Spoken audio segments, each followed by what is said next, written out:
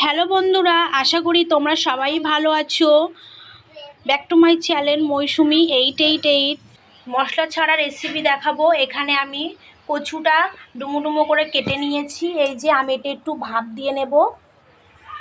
জলটা আমার গরম হয়ে গেছে, আমি এখানে লবণ দিয়ে দেব। আর কচু আর আলুটা আমি ভাপ দিয়ে নেব। এই যে আমি দিয়ে দিচ্ছি। এখানে আমি ভাপ বসিয়ে দিয়েছি। এখানে ভাপ দিয়ে আমি লাবিয়ে নিয়েছি। আমি এবার ডিমের মামলেটটা তুলে নেব। কুচিয়ে নিয়েছি।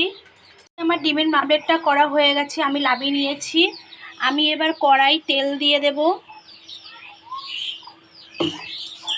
তেজপাতা আর শুকনো লঙ্কা ফোড়ন দিয়ে দেব। এটাকে ভালো করে একটু নেড়ে দেব।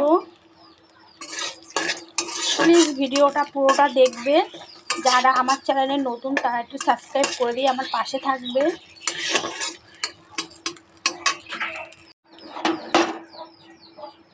কচুগুলো দিয়ে দেবো, একটু ভালো করে নেড়ে দেবো। যেহেতু সেদ্ধর সময় লবণ দেওয়া ছিল বলে এখন সামান্য একটু লবণ দেব। একটু হলুদ দিয়ে দেব। ভালো করে একটু নেড়ে দেব।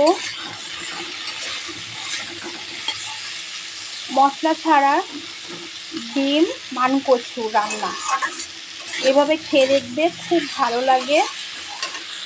এটা আমার ভাজা ভাজা হয়ে এসছে কচু আর আলুটা।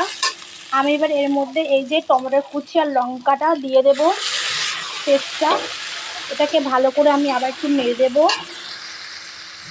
এটাকে নাড়তে থাকবো। গ্যাসটা একটু আস্তে দিয়ে দেব। এইভাবে বানিয়ে খেয়ে দেখবে, মশলা ছাড়া, শুধু টমেটো আর ঝাল। তোমরা যেমন ঝাল খাবে তেমনটা তোমরা ঝাল দেবে। সামান্য আমি এর মধ্যে আর একটু জল অ্যাড করব, কারণ দিয়ে আমি আবার একটু নেড়ে দেব।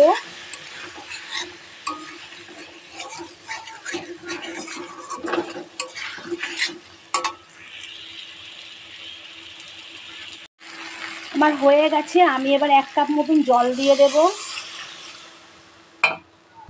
এটাকে ভালো করে নেড়ে দেব।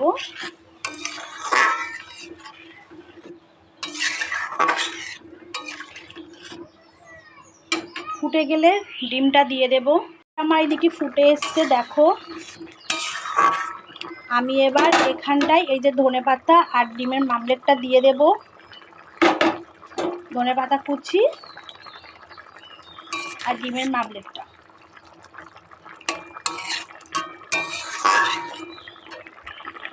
আমার হয়ে গেছে, আমি এবার লাবিয়ে নেব।